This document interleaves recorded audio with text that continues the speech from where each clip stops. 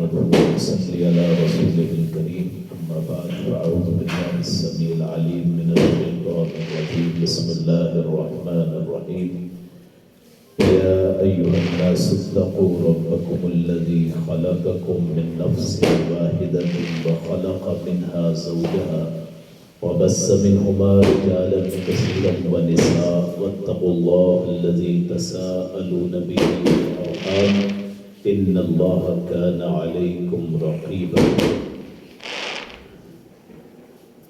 الحمدللہ آپ کے گھر کی یہ خوش بختی ہے کہ آپ نے مروجہ مہندی کی بجائے آپ نے چھوٹا سا یہاں درس اللہ کا نام وہ آپ نے بلند کیا ہے. اللہ پاک اس گھرانے کو جب تک زندگی ہے آباد شاد فرمائے اور جن کی شادی ہے اللہ پاک ان کی جوڑی سلامت رکھے. میں نے جو آیت آپ کے سامنے پڑھی ہے سورہ نساء اس کی پہلی آیت ہے. اس کا معنی ہے اے لوگو تم ڈرو اس رب سے جس نے تمہیں پیدا کیا ایک جان سے اور اس نے پھر جوڑا بنایا تمہارا. وہ ایک جان کون سی ہے؟ حضرت آدم علیہ السلام جو ہمارے بابا ہیں بڑے. سب سے پہلے اللہ تعالیٰ نے 6 دنوں میں دنیا بنائی، پہاڑ بنائے، درخت بنائے، پھر ویرانے بنائے، سمندر بنائے اور 7ویں دن یہ ہفتے سے شروع ہو کے جمعرات تک آپ اللہ پاک نے یہ کائنات بنائی. اور جمعے والے دن عصر کے بعد پھر اللہ تعالیٰ نے حضرت آدم علیہ السلام کو پیدا فرمایا اور لمبا عرصہ تک پڑا رہنے دیا. اللہ نے 3 چیزوں کو اپنے ہاتھ سے بنایا ہے. نمبر 1 جنت عدن، اس کو اللہ نے اپنے ہاتھ سے اگایا ہے. جنتوں کی بہت سی قسمیں ہیں، جنت اس کی بہت سی قسمیں ہیں. جنت الفردوس، جنت الماوا، جنت عدن، 8 قسم کی جنتیں. اللہ کے رسول صلی اللہ علیہ وسلم نے فرمایا کہ 8 جنتیں ہیں اور اللہ تعالیٰ وہ بڑا خوش قسمت آدمی ہے جس کو 8 جنتیں دعوت دیں گی کہ ہم میں آ جاؤ. ایک تو جنت عدن کو اللہ نے اگایا ہے. ایک تورات کو اپنے ہاتھ سے لکھا ہے. تورات جو حضرت موسیٰ علیہ السلام پہ نازل ہوئی. جو انجیل ہے یہ حضرت عیسیٰ نے خود نہیں لکھی، ان کے شاگردوں نے لکھی، جسے آج بائبل کہہ دیا جاتا ہے. اور ایک قرآن مجید جو ہے یہ کسی نے بھی نہیں لکھا. یہ 23 سال میں نازل ہوا. شروع میں یہ ایک رات میں اتارا گیا لوح محفوظ میں. جیسے اللہ تعالیٰ قرآن مجید میں فرماتے ہیں اِنَّا أَنزَلْنَاهُ فِي لَيْلَةِ الْقَدْرِ، ہم نے اسے لیلۃ القدر میں اتارا ہے. تو ایک ہی رات میں اتارا گیا ہے. اس لیے قرآن میں 2 قسم کے لفظ آتے ہیں، ایک انزلہ اور ایک نزلہ. انزلہ کا معنی ہے ایک مرتبہ ہی کسی چیز کو اتار دینا، اور نزلہ کا معنی ہوتا ہے وقفے وقفے سے اتارنا.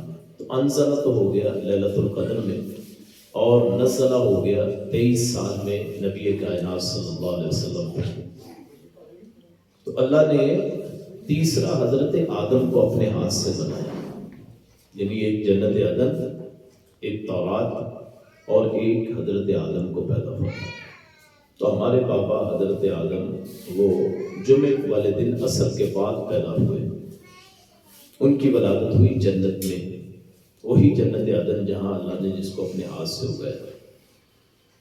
پھر سلسلہ چلتا گیا. حضرت آدم کی جوڑی بنائی گئی حضرت حوا کے ساتھ.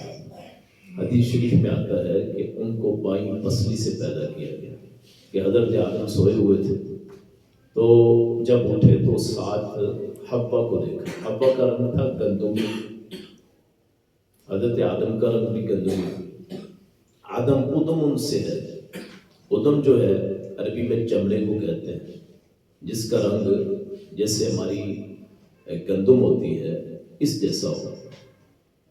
تو پھر وہاں اللہ تعالیٰ نے وہ شیطان کے وسوسے میں آ کے انہوں نے ایک درخت لا تقربا هذه الشجرہ، اس درخت کا پھل کھا لیا یا دانہ کھا لیا. تو اس کی پاداش میں اللہ نے پھر زمین پہ اتارا. اہبطوا، اللہ نے کہا جنت سے اتر جاؤ. پہلا دنیا میں جوڑا یہ حضرت آدم اور حوا کا بنا ہے. جتنی آپ کو نسل نظر آتی ہے وہ ساری ان دونوں کی اولاد ہے، یعنی حضرت حوا اور حضرت آدم علیہ السلام کی اولاد. تو اللہ تعالیٰ بار بار قرآن میں کہتا ہے کہ ہم نے جوڑے بنائے تاکہ وہ ایک دوسرے سے سکون حاصل کر سکیں. ایک تو انسان کی جنسی خواہش اللہ نے رکھی جو ہر انسان میں ضروری ہے، وگرنہ اللہ چاہتا تو جیسے یہ درخت اگاتا ہے بندوں کو بھی اگا سکتا تھا، یا جیسے بارش برساتا ہے ایسے بندوں کی بارش ہو جاتی. لیکن پھر احساس نہ رہتا. اگر اللہ تعالیٰ جیسے درخت اگاتا ہے پھر احساس ہوتا ہے جب آپ خون کا حصہ بچے سے پیار کس لیے ہوتا ہے کہ وہ آدمی کا نطفہ اور خون ہوتا ہے. جو آدمی کا نطفہ ہے دراصل وہ خون سے بنتا ہے. اور قرآن کریم کہتا ہے سورۃ طارق میں بین الصلب والترائب کہ ہم نے آپ کو انسان کو ایسے قطرے سے پیدا کیا جو انسان کی انتڑیوں اور انسان کی پشت کے درمیان سے گزرتا ہے.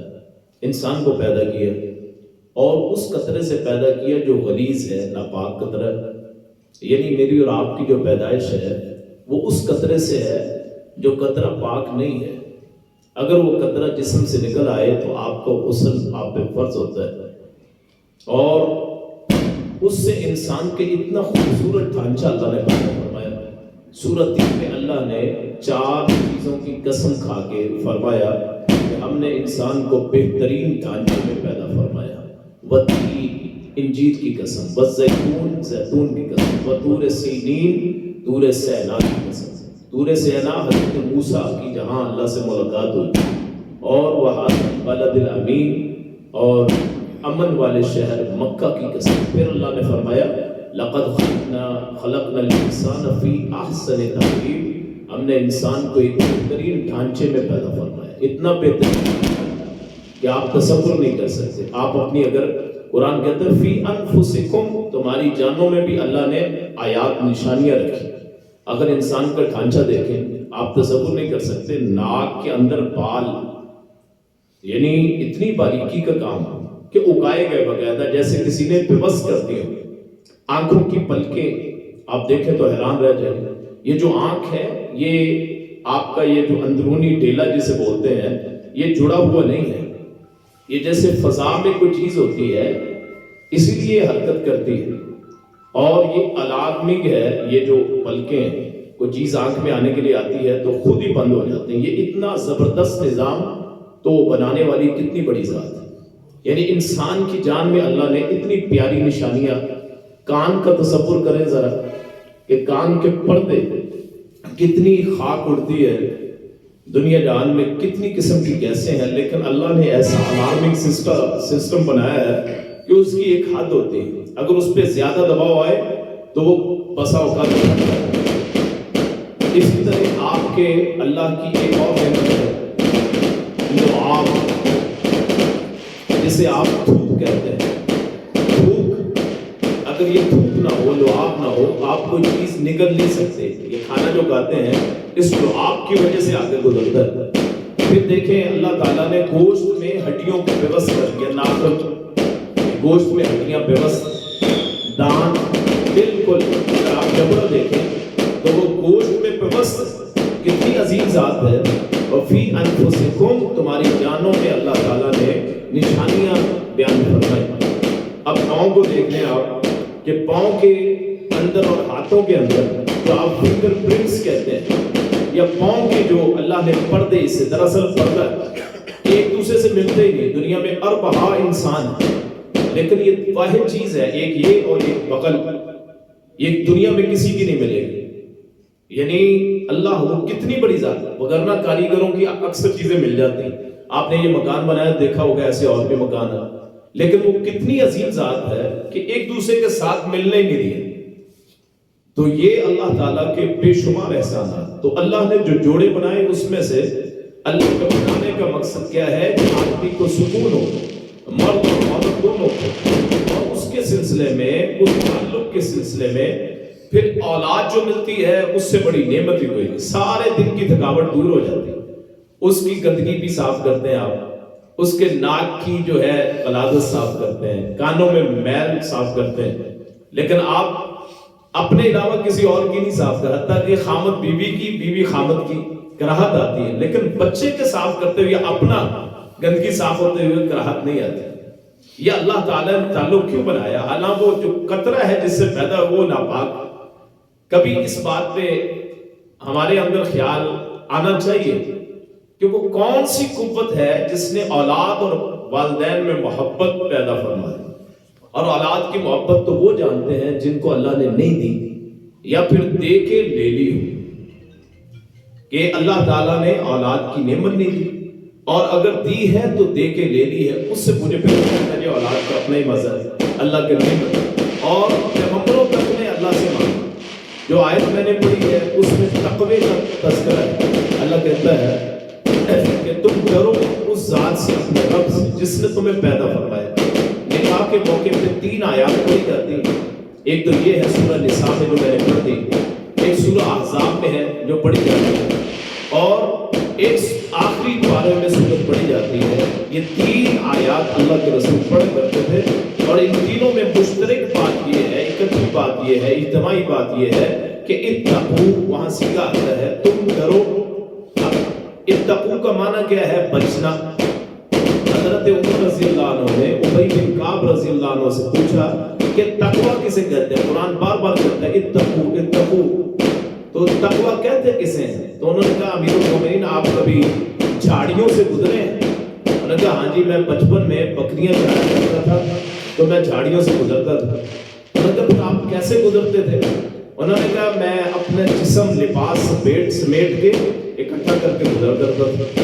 انہوں نے کہا یہی تقوی ہے کہ آپ دنیا کی خواہشوں، دنیا کی امنگیں، دنیا کی جو آپ کی آرزویں ہیں ان میں سے ایسے گزرنا ہے کہ میرا اللہ مجھ سے ناراض نہ ہو جائے.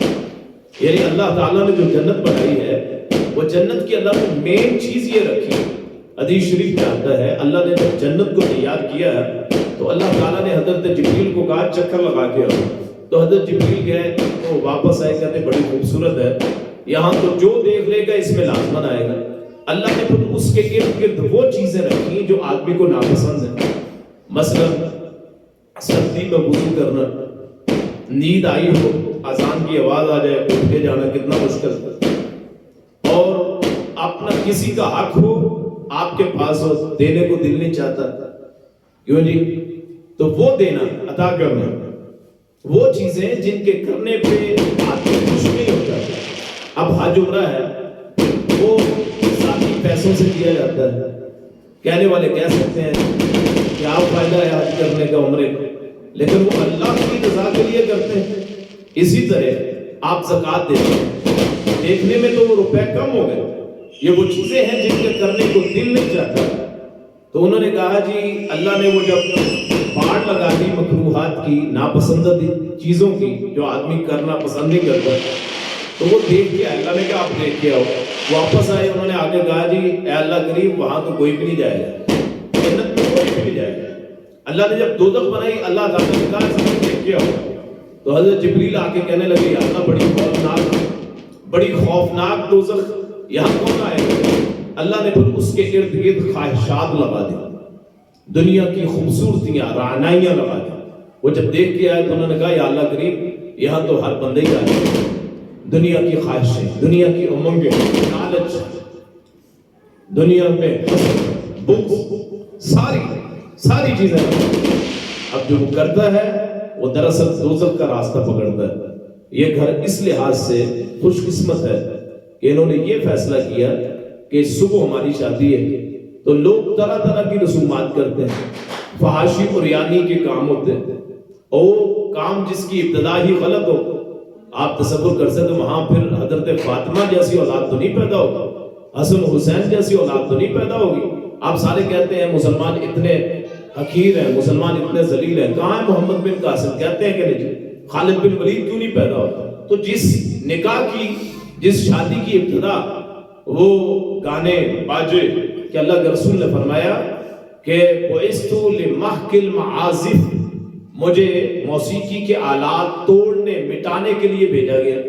اس کے ساتھ ہم شادی جو کہ ایک سنت ہے نکاح، اس کی ابتدا کرتے ہیں. پھر آپ کیسے تصور کر سکتے ہیں کہ وہاں اولاد جو پیدا ہوگی وہ بالکل اسلامی یا فرما بردار ہوگی، اللہ والی ہوگی؟ ہو ہی نہیں سکتا. علامہ اقبال کا جب حمل ٹھہرا، ان کی والدہ نے، ان کے والد منشی تھے، ان کے والد منشی تھے، اور آپ کو پتہ ہے جو منشیوں کی کمائی ہوتی ہے اس میں کچھ نہ کچھ گڑبڑ ہوتی ہے. تو والدہ نے اسپیشل ایک جانور خریدا، بکری، اس کا دودھ وہ استعمال کرنا شروع کیا کہ جو میرے بیٹے کو جو میرے پیٹ میں ہے خوراک ملے وہ حلال چیز سے ملے. اور اللہ نے وہاں سے وہ بیٹا پیدا کیا کہ آپ پورے بر صغیر میں علامہ اقبال جیسا ذہین آدمی نہیں ڈھونڈ سکتے کہ جس کی شاعری سے اگر آپ تصور کریں کہ پوری قرآن کی آیات انہوں نے اس کو شاعری میں بیان کر دی. وہ کہا کرتے تھے علامہ اقبال کہ مجھے یوں ہوتا ہے، مجھ پہ شاعری کا نزول ہوتا ہے، اترتی. تو اسی طرح آپ اگر اپنے کاموں کی ابتدا اللہ کے کلام سے، رسول کریم صلی اللہ علیہ وسلم کی سنت سے اور آپ کے پیغامات سے کریں گے، قرآن کریم سے کریں گے، احادیث سے کریں گے، اور شادی میں برکت بھی ہوگی، اولاد بھی اللہ دے گا، صالح اولاد عطا فرمائے گا. وہ ایک ہی بیٹا ہوگا تو 10 کے برابر ہوگا. عمر بن خطاب کی شکل میں، علی المرتضیٰ کی شکل میں، حسن حسین کی شکل میں. کتنے لوگ ہیں جو اپنے نام ان کے ناموں پہ رکھتے ہیں، کس وجہ سے؟ کہ ان کی پرورش عمدہ ہے. عرب کے لوگوں نے پوچھا تھا اللہ کے رسول سے کہ ہم میں بہتر کون ہے؟ آپ نے فرمایا تمہارے جو جاہلیت میں بہتر تھے، اسلام لانے کے بعد جب وہ سمجھدار ہو گئے وہ بہتر تھے. تو اپنی جو ابتدا ہے آپ کے ہر کام کی ابتدا، مثلا آپ گھر سے نکلتے ہیں تو آپ بسم اللہ پڑھ کے اگر چلیں گے اللہ کی مدد آپ کے ساتھ ہوگی، اللہ کا نام لے لیں. اسی طرح یہ جو شادی ہے، بیاہ ہے، نکاح ہے، اس میں آپ رسومات ہیں. مثلا یہ جو مہندی ہے ہماری اسلام میں تو ہے ہی. حضرت فاطمہ ان کا نکاح آپ نے کیا تو حضرت علی کو آپ نے فرمایا کوئی انتظام کر. وہ اپنی زرہ لے کے نکلے، زرہ لے کے نکلے. حضرت عثمان انہوں نے دیکھ لی، انہوں نے کہا جی کہاں جا رہے ہیں؟ انہوں نے کہا شادی کا سامان لینا ہے. انہوں نے کہا گھر چلو، یہ میں خرچ برداشت کروں گا. سادگی کے ساتھ گھر میں جو چکی تھی آٹا پیسنے والی، وہ اپنی لخت جگر کو دی. اب رسول کائنات صلی اللہ علیہ وسلم سے دنیا میں امیر ہو ہی کوئی نہیں سکتا. رسول اللہ نے فرمایا کہ واللہ موتی وانا قاسم، اللہ عطا کرنے والا، میں تقسیم کرنے والا ہوں.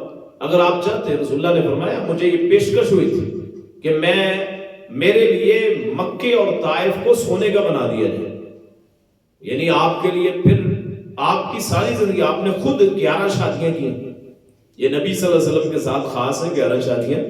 تو آپ نے سب سے بڑا جو وہاں کھانا پکایا ہے وہ ایک بکری کا پکایا ہے پوری زندگی میں.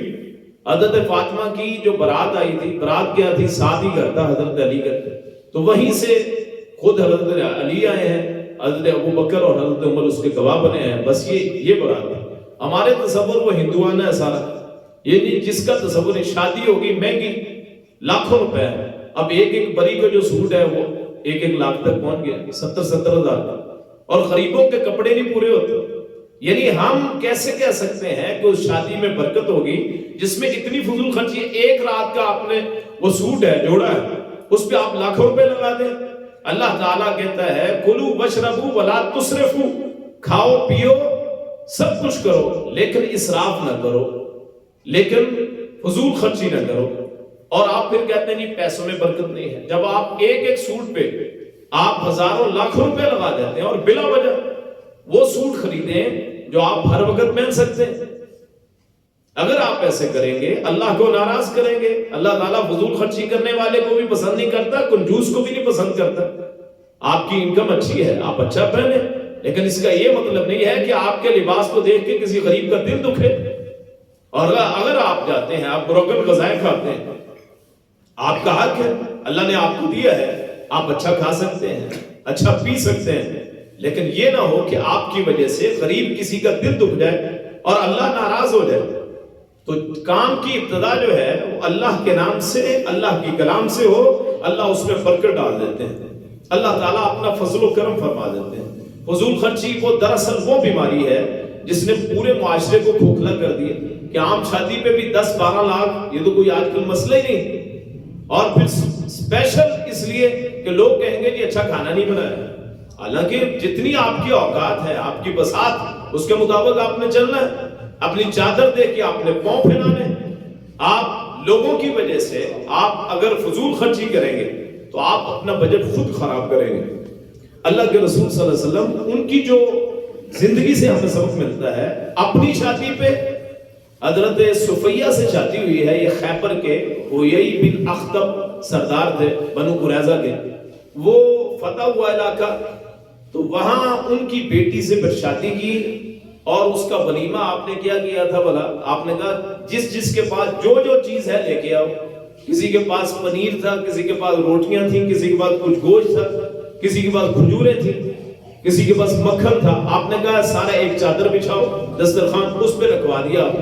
وہ تھوڑا تھوڑا کر کے کھا لیے. تو سادگی اور اللہ کا نام، یہ دو چیزیں. اور تیسرا ہے فحاشی اور یعنی سے بچنا. آپ تصور کریں مسلمانوں کا بیٹا ہے، مثلا میرا نام ابو بکر ہے، کسی کا نام تو عبد الرحمن ہے، کسی کا نام نبی صلی اللہ علیہ وسلم کے نام پہ محمد ہی ہے، مثلا علی ہے، حسن ہے، حسین ہے، عمر ہے، نام اسلامی ہے. لیکن آپ جب شادی کے موقع آپ کو پتہ چلے گا کہ واقعتاً یہ ابو بکر ہے، عمر ہے، عثمان ہے، کوئی دیکھنے والا غیر مسلم کے ان میں اور ہم میں فرق ہی کوئی.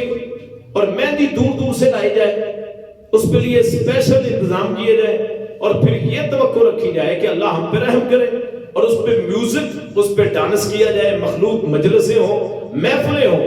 آپ پھر کیسے تصور کر سکتے ہیں کہ ان میں سے اللہ تعالیٰ برکت دے گا؟ نہیں میرے بھائی، وہ شیطانی سارے معاملے. حضرت عمر رضی اللہ عنہ ایک گلی میں تماشا ہو رہا تھا، وہ بانسری بج رہی تھی، تو حضرت عمر گزرے تو دیکھا کہ آواز آ رہی ہے، تو انہوں نے ان کو دیکھ کے سارا محلہ غائب ہو گیا. تو اللہ کے رسول صلی اللہ علیہ وسلم نے فرمایا کہ اے عمر، تو وہ شخص ہے جس کو دیکھ کے شیطان دوڑ جاتا ہے، گلی خالی کر دیتا ہے، علاقہ خالی کر دیتا ہے. تو یہ اس موقع پہ ہمارے گاؤں میں، جو ہمارا گاؤں ہے، پتہ ہی نہیں چلے گا آپ کو شادی ہے کہ نہیں. اچھا لباس پہنتے ہیں، سب کچھ ہے، بارات کا تصور بھی ہے، لیکن آپ کو وہاں ایک پٹاخہ تک نہیں آپ کو ملے گا. تصور ہی نہیں کر سکتے. نکاح آپ کا مسجد میں ہوگا. میں بھائیوں سے کہوں گا کہ آپ کی اللہ تعالیٰ کل برات، اللہ پاک آسانیاں فرمائے، تو آپ مطالبہ ان سے کریں کہ شادی حال میں آپ بے شک کھانا کھائیں، لیکن نکاح ہوگا مسجد میں.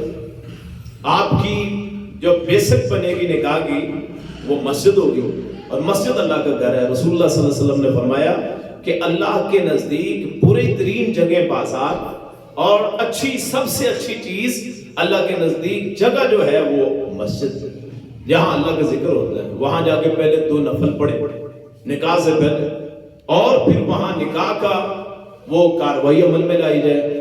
اللہ تعالیٰ اس میں برکت ڈال دے گا کہ آپ نے اللہ تعالیٰ کے سامنے سر جھکایا، اللہ تعالیٰ آپ کے دشمنوں کے سر آپ کے سامنے جھکا دے گا.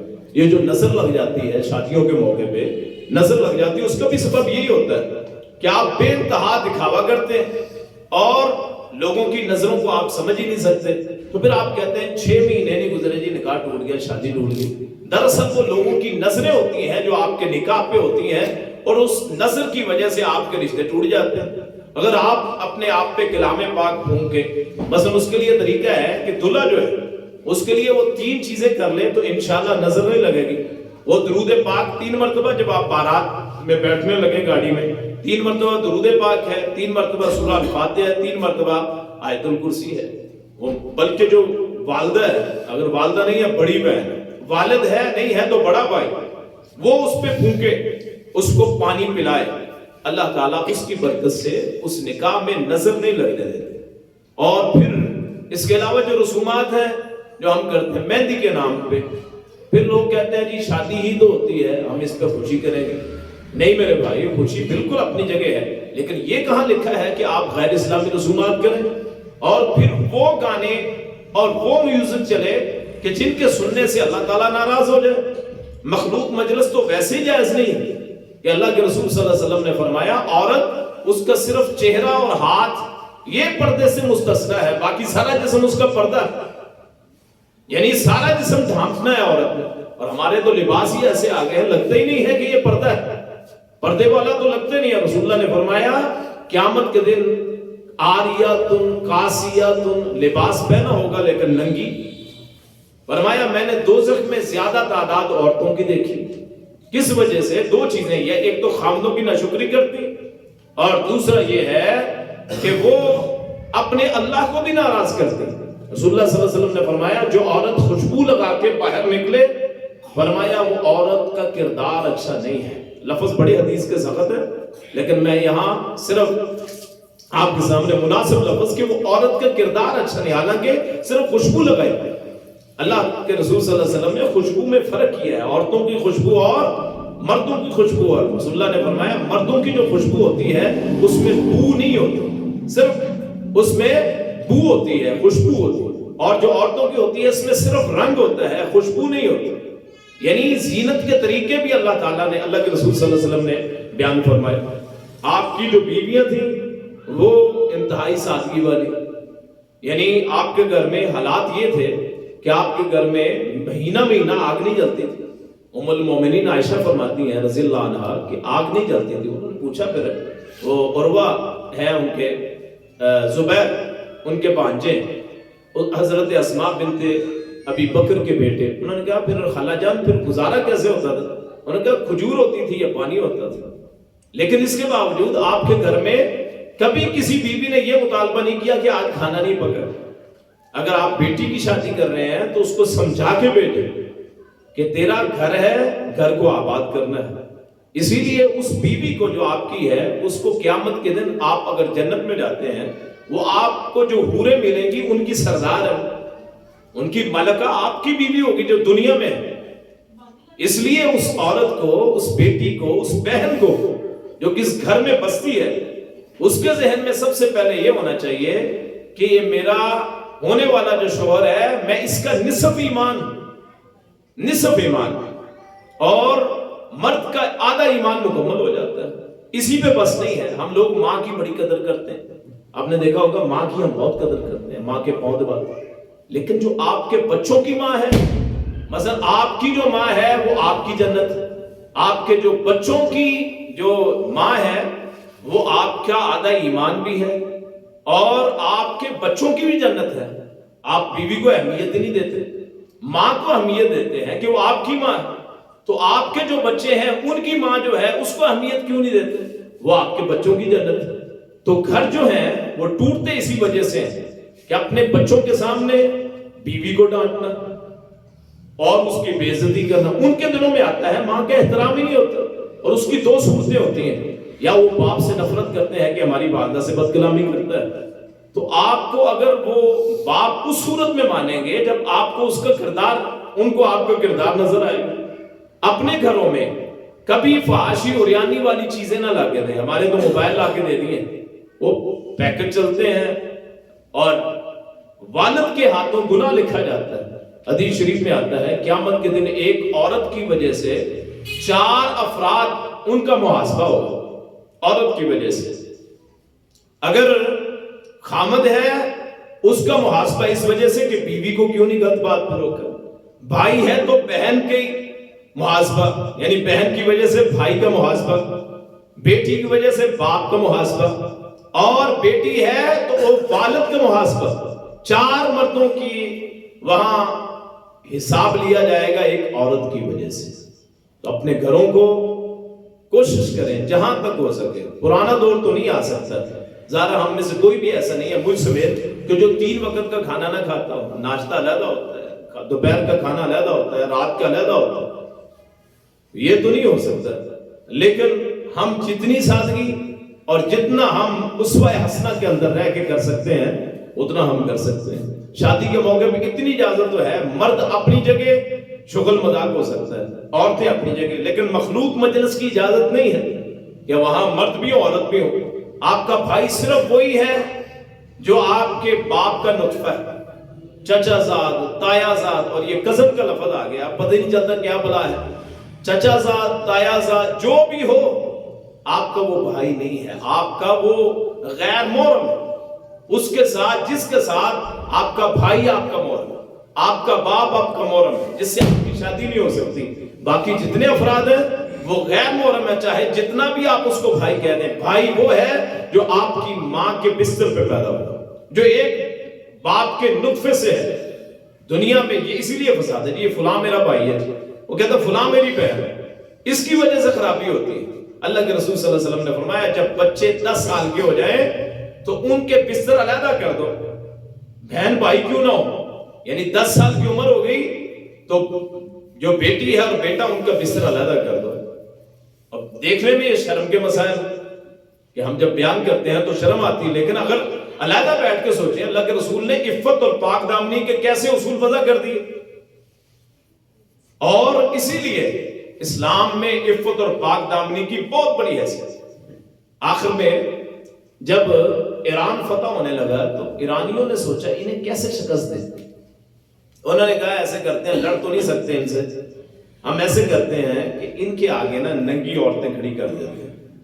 اب مرد میں عورت کی جو ہے کشش ہے، عورت میں مرد کی، مرد میں عورت کی، تو وہاں سعد بن ابی وقاص تھے جو فاتح ایران، تو انہوں نے پھر صحابہ کو اکٹھا کیا، انہوں نے کہا دیکھو آج تمہارا امتحان ہے، تم رسول اللہ کے صحابی بھی ہو، امتی بھی ہو، رسوا نہ کر دینا۔ اور تاریخ کہتی ہے وہ جب اس ساحل پہ اترے تو ان کی نظریں جھکی ہوئی تھی، اللہ نے بغیر انہیں لڑائی کے انہوں نے عراق کا مالک بنا دیا، ایران کا مالک بنا دیا۔ تو اپنے گھروں میں اللہ رسول کا جو دیے ہوئے احکامات ہیں ان پہ چلیں، فحاشی اور ریانی کے قریب نہ جائیں۔ اللہ کے رسول صلی اللہ علیہ وسلم نے فرمایا، قرآن کریم میں آتا ہے سورہ احزاب اور سورہ نور میں، جو بندے فحاشی کو عام کرتے ہیں ان کے لیے دنیا میں بھی عذاب ہے، آخرت میں بھی عذاب ہے۔ اپنی عزتوں کی حفاظت کریں، اپنی نظر بچوں کو جیسا مرضی کھلائے، اچھا کھلائے، نظر آپ کی شیر کی ہونی چاہیے۔ اپنے گھروں کو پاک صاف رکھیں، اپنے گھروں میں عفت، پاک دامنی۔ آپ کے گھر میں کوئی آئے باہر سے تو وہ دروازہ کھٹکھٹا کے آئے، کوئی سیدھا نہ آ جائے کہ جی ہمارا بڑا اچھا تعلق ہے، نہیں میرے بھائی۔ حضرت ابو ہریرہ ان کو آپ نے کہا کہ جب گھر میں جاؤ تو دروازہ کھٹکھٹاؤ، انہوں نے کہا جی میری ماں ہوتی ہے، والدہ ہے، آپ نے فرمایا پھر بھی دروازہ کھٹکھٹاؤ، انہوں نے کہا جی میری والدہ ہے، آپ نے فرمایا کیا تو پسند کرتا ہے اپنی والدہ کو ننگا دیکھ، یعنی اپنے گھر میں بھی جانا ہے تو پھر بھی وہاں دروازہ کھٹکھٹا کے اجازت مانگ کے آنا، یہ نہ ہو کہ آپ کے جو رشتے ہیں ان میں فرق آ جائے۔ تو اللہ پاک کا احسان ہے کہ انہوں نے ہمیں توفیق دی، ہم یہاں بیٹھے ہیں، آپ سن رہے ہیں، یہ ہمارا سننا سنانا ہو سکتا ہے کہ قیامت کے دن یہی منظور ہو جائے، اللہ تعالیٰ اسی پہ خوش ہو جائے کہ خوشی کا موقع تھا اور تم نے اسے اچھے انداز میں ادا کیا۔